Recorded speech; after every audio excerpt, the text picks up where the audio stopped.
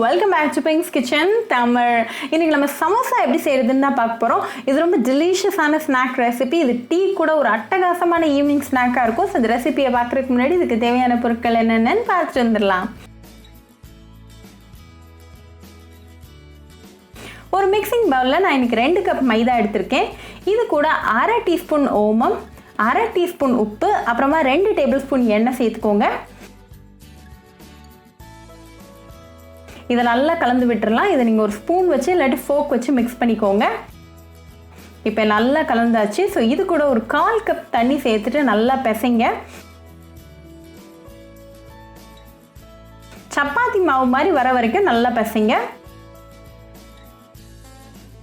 இப்போ நமக்கு ப்ராப்பரான கன்சிஸ்டன்சி வந்தாச்சு. ஸோ ஒரு வெட் மஸ்லின் கிளாத் வச்சு இதை மூடிட்டு ஒரு 20 நிமிஷம் இதை அப்படியே வச்சிடலாம்.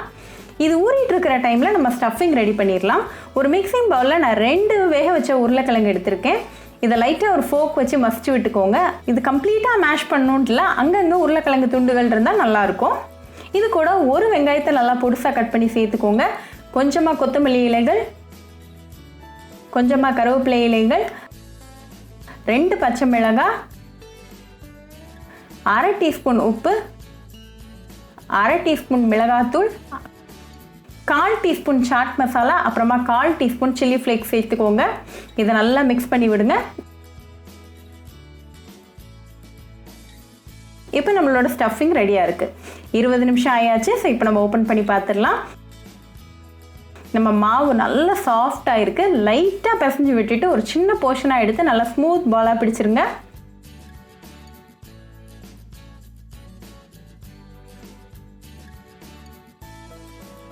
இதை ஓவல் ஷேப்புக்கு நல்லா விரிச்சிருங்க. இதை 2ஆக வெட்டிருங்க. இப்போ நம்ம ஒரு பகுதியில் எப்படி ஒரு சமோசா பண்ணுறதுன்னு பார்க்கலாம். கொஞ்சமாக ஸ்டஃபிங்கை சென்டரில் வச்சுருங்க.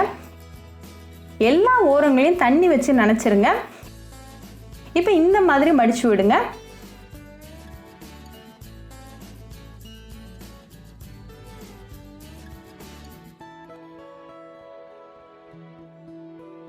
இப்படி மடிச்சுட்டு சமோசாவை மொத்தமாக சீல் பண்ணிடுங்க. இந்த மாதிரி எல்லா எட்ஜஸும் நல்லா கவர் ஆயிருக்கான்னு செக் பண்ணிக்கோங்க. இப்போ நம்ம ஒரு சமோசாவை நல்லா ஃபோல்ட் பண்ணியாச்சு. இதே மாதிரி எல்லா சமோசாவையும் ஃபோல்ட் பண்ணி ரெடியாக எடுத்து வச்சுருங்க. ஒரு இரும்பு சட்டியை சூடு பண்ணிவிட்டு அதில் தேவையான அளவுக்கு எண்ணெய் சூடு பண்ணிக்கோங்க. எண்ணெய் நல்லா சூடானதும் ஒவ்வொரு சமோசாவாக உள்ளே சேர்த்துருங்க. ஃப்ளேமை வந்து மீடியமில் வச்சுக்கோங்க.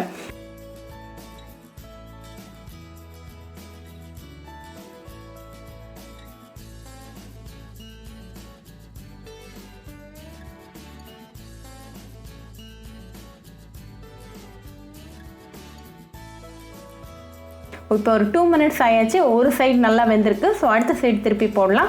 அகெயின் இது ஒரு 2 மினிட்ஸ் வேகட்டும்.